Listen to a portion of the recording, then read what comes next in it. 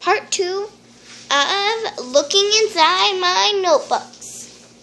Oh, and when I ended the last one, it says, "Why is the shark trying to bite me? Ah, it's gone." Yes.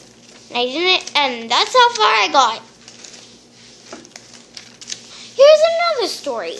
Today I have nothing to do, so I decided to do my homework. Then I heard a strange noise coming from my backyard in my pool.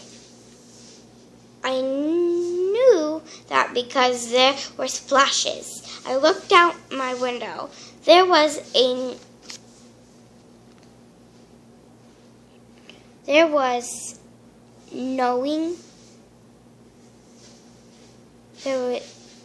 it was noisy.